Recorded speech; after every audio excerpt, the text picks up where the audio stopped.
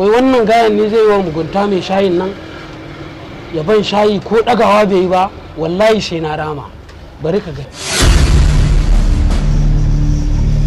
Malam, ya za ka ban shayi babu siga? Kaman ya babu siga? Haba malam, ya kawai salon ka zo ka ɓata min kasuwanci. Duk ga jama'a a nan gurin a zaune, kowa ya zo ya zauna yana shan shayin nan ba wanda ya mun complain. Sai dai kawai kai ka zo ka ce mun wani shayi na ba siga, sai dai in wata manufar ka zo da ita kawai ka fito ka gaya mun abin da ka zo da shi. Ni ba wata manufa da na zo da ita. Ka sha ka ji. Ba ni. A'udhu billahi. Malam shayin ai akwai zafi.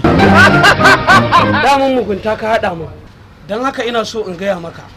Duk mutumin da ya zo sayen shayi ka gaya mar da zafi ko kuma ka ɗaga mashi 1-1 kenan.